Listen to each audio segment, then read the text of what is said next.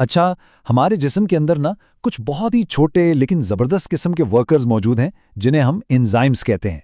ये इतनी तेज़ी और परफेक्शन से काम करते हैं कि सोचकर हैरानी होती है।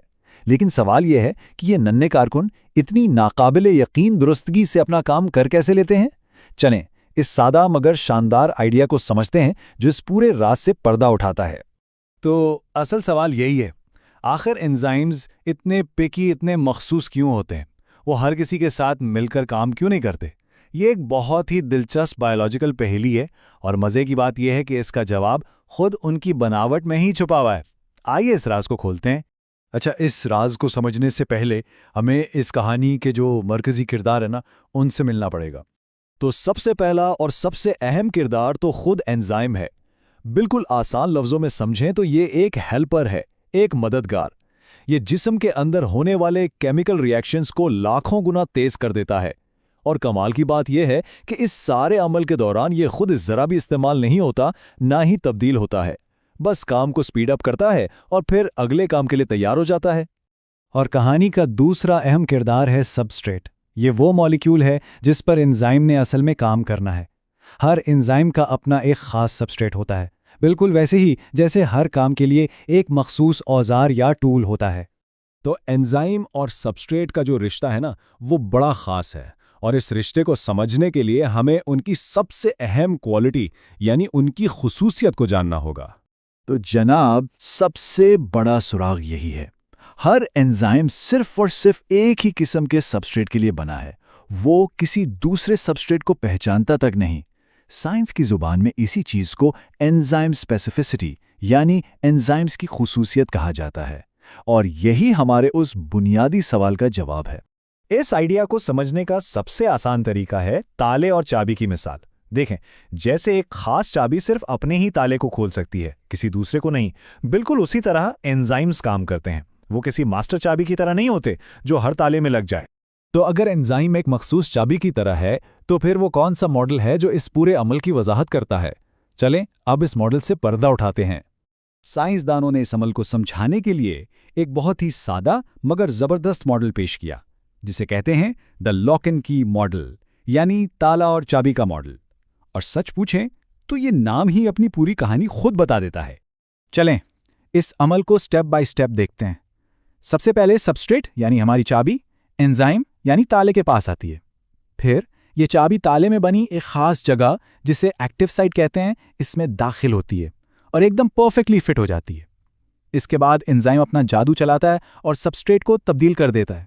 और आखिर में ये जो नई चीज़ बनती है जिसे हम प्रोडक्ट कहते हैं, वो एंजाइम से अलग हो जाती है और हमारा एंजाइम यानी ताला फिर से किसी नई चाबी के लिए तैयार हो जाता है।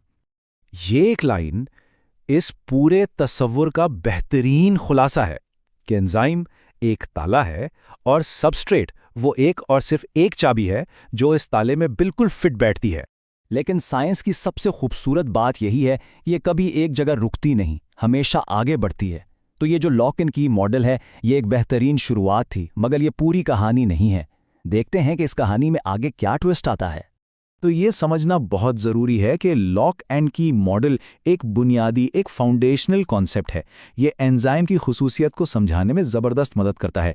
लेकिन आज की जदीद तहकीक हमें बताती है कि हकीकत इससे थोड़ी सी ज़्यादा दिलचस्प और पेचीदा है। बाद में एक और जदीद मॉडल सामने आया जिसे इंड्यूस्ड फिट मॉडल कहते हैं। ये मॉडल ये बताता है कि ताला यानी एंजाइम बिल्कुल पत्थर की तरह सख्त नहीं होता, बल्कि जब चाबी उससे जुड़ती है तो ताला अपनी शक्ल हल्की सी बदलकर चाबी को और भी मजबूती से जकड़ लेता है, बिल्कुल एक दस्ताने की तरह जो हाथ में पहनते ही हाथ की शक्ल इख्तियार कर लेता है। लेकिन आज हमने लॉक एंड की मॉडल पर फोकस किया क्योंकि इस पूरे अमल को समझने के लिए ये बेहतरीन बुनियाद है।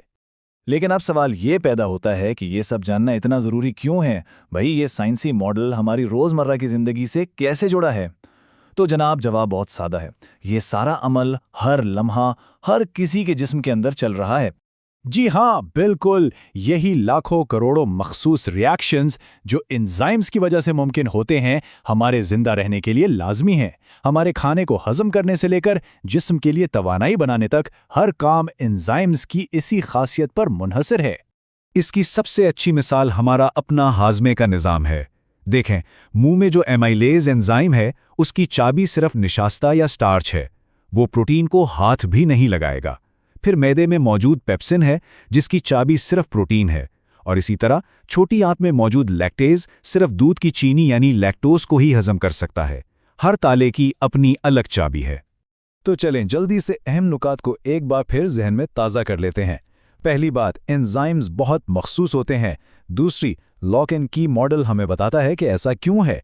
तीसरी, इस मॉडल के मुताबिक एंजाइम ताला है और सबस्ट्रेट उसकी इकलौती चाबी है।